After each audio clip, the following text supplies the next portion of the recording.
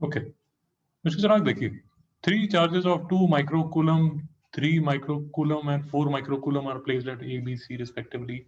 Shown in figure determine the force A due to other charges. जरा ये ना कल भी हमने किया था। यस सर, मैंने रिकॉर्डिंग देखी। हाँ, वो पार्ट 1 आप देख लेना। पार्ट 2 में हमने एंगल डिराइव करना है। तो बेसिकली ये जो आज का जो लेक्चर है ना, उसमें मैं आपको ये बताऊंगा कि पार्ट 1 में हमने क्या किया था, फॉर्मूला लगा के हमने ये वाली जो फोर्स ए बी है, फोर्स ए बी का मतलब ये हुआ माय फ्रेंड कि वो फोर्स जिससे बी जो है वो ए को इस साइड पुश कर रहा है। दोनों जो है charge at A and charge at B, they are of the same charge, same sign. तो बी ए को धक्का मार रहा है इस साइड और सी जो है वो ए को धक्का मार रहा है इस साइड। अब ये जो धक्का मार रहा है या ये जो फोर्स लगा रहा है, इसका जो मैग्नीट्यूड है वो हमने पार्ट 1 में निकाल चुके हैं। तो एफ ए बी जो है वो हमने निकाला था 33.7 न्यूटन, और force on A due to C, ये वाला जो फोर्स है वो है कितना, 28.8 न्यूटन, 28.8 न्यूटन। ये हम पार्ट 1 में निकाल चुके हैं। तो ये वाला जो है ये 28.8 न्यूटन है और ये 33.7 न्यूटन है। चलो यहाँ पे सिचुएशन समझ आ गई? Yes sir. Okay my friend, एक दो चीजें और देख लो, रिवाइज कर लो। ये वाली जो साइड BC है ये 3 सेंटीमीटर है, ये वाली जो साइड BA है वो 4 सेंटीमीटर है। तो हाइपोटेन्यूज जो है हमारा, ये राइट एंगल ट्राइंगल दिया हुआ है, तो हाइपोटेन्यूज जो है वो हमारा 5 सेंटीमीटर आ जाएगा। इसमें कोई डाउट तो नहीं है? No sir. अब देखिए, ये जो दो फोर्सेस हैं उसको मैंने शिफ्ट करके आपको यहां पर दिखाया है। ये मेरी जो फोर्स है 33.7 न्यूटन की, ये 28.8 न्यूटन की, इनके बीच में जो ये एंगल थीटा है वो ये एंगल थीटा है, ये एंगल थीटा है। अच्छा, ये अभी समझ लीजिए क्योंकि आगे मैं क्वेश्चन जब करूंगा तो ये मुझे यूज आएगा, तो देख लीजिए यहीं पर समझ लीजिए। थीटा का जो कॉस है, मतलब कॉस थीटा जो है वो बेस अपॉन हाइपोटेन्यूज, ये बेस है और ये हाइपोटेन्यूज है, तो ये 4/5 है। सर कोई डाउट तो नहीं इस बात पे? No sir. क्योंकि मैं आगे इसको यूज करूंगा, कहाँ यूज करूंगा मैं आपको वो भी बता देता हूँ।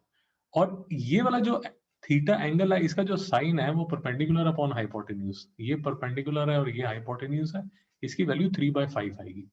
सर कोई डाउट है? No sir. ओके, तो ये कॉस थीटा की वैल्यू और ये साइन थीटा की वैल्यू मैं इस ट्राइंगल से निकाल सकता हूं। ये जो थीटा है ये यही थीटा है, और ये थीटा है क्या, बेसिकली ये थीटा है angle between the two forces. Angle theta जो है याद रखिए, it is the angle between the two forces. Okay, तो ये वाला जो थीटा है इसका कॉस और साइन मैंने निकाल लिया। अच्छा, एक और चीज जो हमने पार्ट 1 में निकाल चुके हैं वो निकाल चुके हैं इन दो फोर्सेस का जो रिजल्टेंट है आर वेक्टर और आर वेक्टर का मैग्नीट्यूड, ये पार्ट 1 में हमने निकाला है। और ये जो है ये फॉर्मूला यूज करते हैं हम, ये वाला magnitude of the resultant forces, ये आ जाता है 59.3 न्यूटन। चला जी कोई डाउट है? No sir.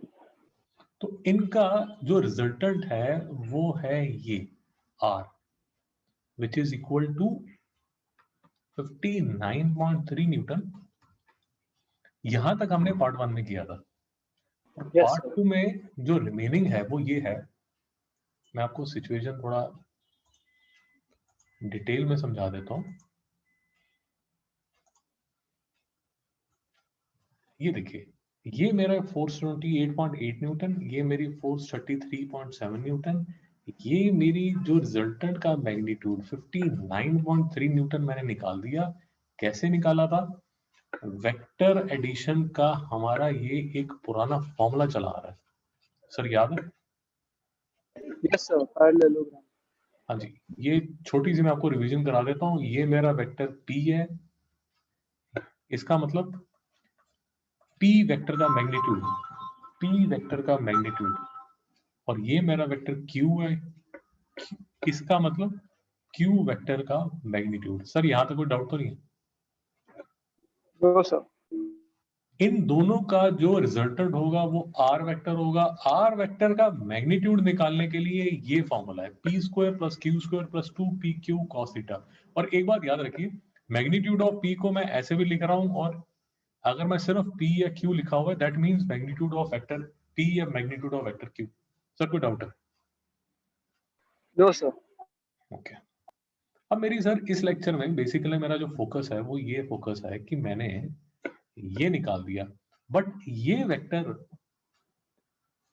जो एंगल बनाता है पी वेक्टर से वो अभी अननोन है। आपको मेरी बात समझ आई नहीं आई? सर ये एक वेक्टर है, ये एक वेक्टर है, ये पी वेक्टर है, एक क्यू वेक्टर है। इसका जो रिजल्टेंट है वो तो आपने ये वेक्टर आर, इसका जो रिजल्टेंट है ये आर, ये जो रिजल्टेंट वेक्टर है वो तो आपने इस फॉर्मूले को यूज करके निकाल दिया, which is equal to 59.3 newton. But problem क्या है सर, आपको चाहिए आर वेक्टर, बेसिकली आपको चाहिए रिजल्टेंट फोर्स। अब रिजल्टेंट फोर्स का, रिजल्टेंट फोर्स जो है वो वेक्टर है, उसका मैग्नीट्यूड तो निकल गया, बट उसका जो एंगल है, एंगल मतलब मैं थीटा नहीं लिखता फिर और कंफ्यूजन होगी, इसका जो एंगल है वो अभी तक अननोन है। और वो एंगल क्या है, मैं मान रहा हूं कि ये वेक्टर आर का जो पी के साथ एंगल है, ये वाला जो एंगल है ये मुझे चाहिए। चला जी कोई डाउट? No sir. तो अब ये निकालने के लिए मैं थोड़ी सी आपकी रिवीजन करा देता हूं। ये मेरा, जब मुझे एंगल अल्फा निकालना होता है विद वेक्टर पी, तो मैं क्या करता हूं, ये मेरा parallelogram law of vector addition है, जिसमें ये पी वेक्टर ये क्यू वेक्टर मैंने पैरेललोग्राम बना लिया, ये मेरा रिजल्टेंट आर आ गया। मैंने पैरेललोग्राम का नाम लिख दिया ए बी सी और डी। अब देखिए, पहले भी कर चुके हैं बट अभी थोड़ी सी रिवीजन कर रहे हैं। ये मैग्नीट्यूड क्यू जो है वो मैंने इसको शिफ्ट कर दिया यहाँ पर, ये मैग्नीट्यूड क्यू है। सो बेसिकली मेरी जो साइड बीसी है, ये जो साइड बीसी है, इसकी इसकी जो लेंथ है that is equal to the magnitude of vector Q. Sir कोई डाउट? No sir. बिकॉज ये पैरेललोग्राम है तो ये वाला जो एंगल है वो इस एंगल के बराबर है, तो इसलिए ये वाला जो एंगल है ये थीटा है। मैं शुरू तो कोई डाउट तो नहीं है? Yes. तो ये मैग्नीट्यूड क्यू वेक्टर है, ये एंगल थीटा, और ये एंगल अल्फा है जो मुझे चाहिए। एंगल अल्फा मैं फिर से रिपीट कर रहा हूं, angle alpha is the angle that the resulting vector makes with vector P. तो अगर मुझे ये अल्फा निकालना है तो मैं एज्यूम कर रहा हूं कि मुझे tan अल्फा निकालना है, क्योंकि अगर tan अल्फा मैं निकाल लूं तो अल्फा, अगर मेरे पास tan अल्फा की कोई वैल्यू आ जाती है तो जो अल्फा है that would be equal to tan inverse of that value. Sir कोई डाउट? No sir. अब tan अल्फा जो है, ये जो tan अल्फा है वो कहां से निकलेगा, वो निकलेगा ट्राइंगल CAE से, ये वाले ट्राइंगल से। मैं आपको मार्क करके दिखा देता हूं, ट्राइंगल CAE, इस ट्राइंगल से। और इस ट्राइंगल से अगर निकलेगा तो perpendicular upon base, perpendicular upon base, base मतलब ये सारा का सारा ये।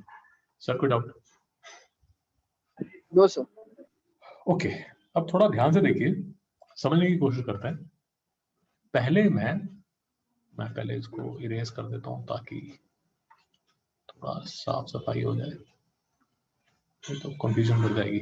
ओके, थोड़ी देर के लिए सर मैं जो फोकस करता हूँ ना वो ट्राइंगल CBE पे करता हूँ, ये वाला CBE पे करता हूँ। 2 मिनट, इरेज हो गया। हाँ जी, तो मैं जो फोकस करता हूँ वो ट्राइंगल CBE पे करता हूँ। ये राइट एंगल है सर यहाँ पर। तो ट्राइंगल CBE जो मैं लेता हूं which is right angle at E, इसमें जो साइन थीटा है, ये वाला जो साइन थीटा है, this is equal to perpendicular upon hypotenuse, basically CE upon hypotenuse BC। अब BC जो है वो तो क्लियर है, वो मुझे पता है कि that is magnitude of Q, और साइन थीटा ठीक है। साइन थीटा सर मुझे नोन है, साइन थीटा मुझे इसलिए नोन है, ध्यान रखिए मैं कर क्या रहा हूं, ये सर एक वेक्टर है, ये दूसरा वेक्टर है, इसमें ये जो थीटा है सर ये नोन है। आपको मेरी बात समझ आई नहीं आई? तो समझ गए। ये थीटा सर इसलिए नोन है क्योंकि इसका कॉस थीटा और साइन थीटा नोन है, वो आपने निकाला हुआ है। ये देखिए यहां पर आपने कॉस थीटा और साइन थीटा की वैल्यू निकाली हुई है, इसलिए मैं बार बार कह रहा हूं कि आपके पास जो थीटा की वैल्यू है, बेसिकली ये वाला वेक्टर और ये वाला वेक्टर, इसके बीच में जो एंगल है उसकी वैल्यू नोन है। मैं अभी क्या निकालने की कोशिश कर रहा हूं, मैं जो रिजल्टेंट वेक्टर है, रिजल्टेंट वेक्टर का इस वेक्टर से FAB, ये वाला जो एंगल अल्फा है, ये निकालने की कोशिश कर रहा हूं। सर आपको सिचुएशन समझ आ रही है नहीं आ रही? तो समझ आ गई। तो थीटा मुझे नोन है, थीटा मुझे नोन है, मुझे साइन थीटा नोन है, मुझे कॉस थीटा नोन है, ये वैल्यूज मेरे पास हैं, मुझे चिंता करने की जरूरत नहीं है। CE की वैल्यू मैं निकाल लेता हूं, CE की वैल्यू जो आती है वो आ जाती है Q साइन थीटा। तो मेरे पास क्योंकि साइन थीटा की वैल्यू मुझे यहां से निकल आएगी, तो Q की वैल्यू मैं ऑलरेडी निकाल चुका हूं, तो मैं CE की वैल्यू निकाल सकता हूं। सर कोई डाउट है? No sir. तो ये जो माय फ्रेंड CE है, इसकी वैल्यू मैं निकाल पाऊंगा। ओके, CE तो निकल गया। अब प्रॉब्लम आती है AE की। AE में भी प्रॉब्लम क्या है, जो AE है वो यहां से लेके यहां तक है। ये AB तक की वैल्यू जो है, ये जो P की वैल्यू है, ये देखिए ये P की वैल्यू यहां से लेके यहां तक है, इसकी वैल्यू तो मेरे पास है, बट BE ये वाला जो पार्ट है, इसकी वैल्यू मेरे पास नहीं है। राजी को डाउट? No sir. ओके, थोड़ा और आगे चलते हैं। तो AE my friend is equal to AB plus BE, where I am clear about AB, क्योंकि AB तो P है, वो मैंने यहां लिख दिया। अब जो BE है, ये जो BE है, इसके लिए मैं फिर से ये ट्राइंगल CBE में आ जाता हूँ, ट्राइंगल CBE में आ जाता हूँ, और मुझे समझ आ जाता है कि जो cos थीटा है वो बेस अपॉन हाइपोटेन्यूज। तो BE की वैल्यू, ये वाला जो BE था, इसकी वैल्यू फिर से आ जाती है Q cos थीटा। सर कोई डाउट है? No sir. सर ये जो BE की वैल्यू है, ये आ गई आपके पास Q cos थीटा, और आपको ट्राइंगल जो चाहिए था, वो लाइन खराब हो गई, मैं फिर से बना देता हूँ, लीजिए इसी से बना देता हूँ। ये मेरा रिजल्टेंट वेक्टर R था, इसी के तो सारी फाइट चल रही है। तो फाइनली जब मैं ट्राइंगल आपको बता देता हूँ, ट्राइंगल CAE जब कंसिडर करता हूँ तो होता क्या है, CE अपॉन AE, CE की वैल्यू क्या आ जाती है, Q साइन थीटा, और AE की वैल्यू क्या आ जाती है, P plus Q cos theta. Sir कोई डाउट है यहाँ तक? No sir. तो अगर मेरे पास ये tan अल्फा आ जाता है which is equal to Q sine theta, Q sine theta upon P, ये P plus Q cos theta, ये अगर वैल्यू मैं निकाल पाता हूं तो मैं अल्फा की वैल्यू निकाल पाऊंगा। सर कोई डाउट है? No sir. अब सर यही मैं चूज करूंगा, यही सिचुएशन, वही जो मैंने यहाँ डेरिवेशन की है, ये डेरिवेशन ही बेसिकली मैं यहाँ यूज करने वाला हूँ। ये मेरा 28.8 न्यूटन है, ये मेरा 33.7 न्यूटन है, ये मेरा थीटा है, थीटा का कॉस थीटा साइन थीटा मेरे पास है, मुझे अल्फा निकालना है। tan alpha is equal to Q sine theta, इस केस में मेरा Q ये है, मेरा P ये है, Q साइन थीटा, Q की वैल्यू मेरे पास है सर 33.7 न्यूटन, साइन थीटा की वैल्यू मेरे पास, साइन थीटा की वैल्यू मेरे पास ये 3/5 है, वो मैंने यहाँ डाल दी। P की वैल्यू मेरे पास है सर 28.8 न्यूटन, वो मैंने यहाँ डाल दिया। Q की वैल्यू है मेरे पास 33.7 और cos थीटा की वैल्यू भी मेरे पास है which is equal to 4/5, वो मैंने यहाँ डाल दिया। सर कोई डाउट है यहाँ तक? No sir. फिर सर आप इसको जब कैलकुलेट करते हैं तो आपके पास वैल्यू आएगी 20.22/55.76। बेसिकली ये जो न्यूमरेटर है दिस इज इक्वल टू 20.22 और जो डिनोमिनेटर आएगा वो आपका आएगा ये। इसको डिवाइड करोगे तो आंसर आएगा ये, जिससे अल्फा आएगा 19.9 डिग्रीज। सर कोई डाउट? No sir. तो बेसिकली सर ये पार्ट 2 में आपने जो अल्फा है वो निकाल लिया 19.9 डिग्री। कोई डाउट है sir? No sir. 19.9 degree 19.9 degree is this angle. ये देखिए ये वाला जो एंगल है ना ये 19.9 डिग्री है। मैं फिर से रिपीट कर रहा हूं सर, जो ओरिजिनल एंगल है वो ये है थीटा, और थीटा की वैल्यू भी अगर आप निकालना चाहें वो भी निकाल लीजिए, उसमें कोई इतना प्रॉब्लम नहीं है। कॉस थीटा जो है वो किसके इक्वल है?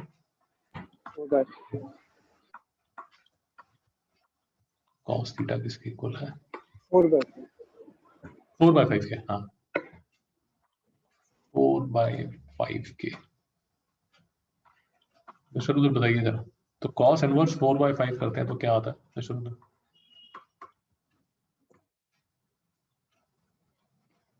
So 36.869. 36.869। 869. मिस्टर जरा कोई doubt? No sir. Cos inverse 0.8, हाँ जी 36.86। तो बेसिकली थीटा आपके पास 36.86 डिग्री है और ये जो 19.9 डिग्री है ये आपके पास अल्फा है। बार बार बोलता जा रहा हूँ, डिफरेंस समझिए थीटा और अल्फा में। थीटा जो है वो angle between these two vectors है, ये दो वेक्टर्स के बीच में एंगल है, और ये जो है ये जो एफ है ये बेसिकली रिजल्टेंट है इन दो का, और रिजल्टेंट का angle with F A B is 19.9 degree. चला दी सिचुएशन समझ आई नहीं आई? तो समझ है। सर ये थोड़ा सा और क्रिटिकल हो जाता है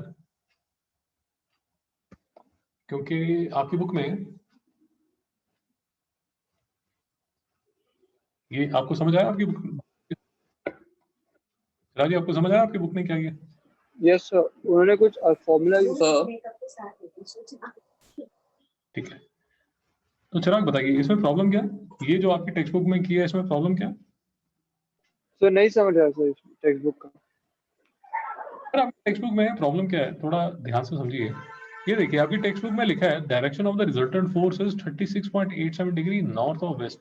इन्होंने Yes, ये 36.87 डिग्री है यार, वो ना एक्चुअल में दो जो वेक्टर्स हैं उनके बीच का जो एंगल है that is equal to 36.86 degree. आपको बात समझ आई? Yes sir.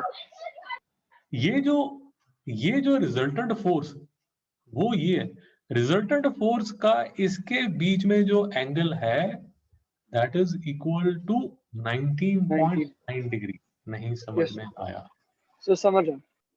तो टेक्स्ट बुक में उसने प्रॉब्लम, मुझे उसका लॉजिक समझ नहीं आया।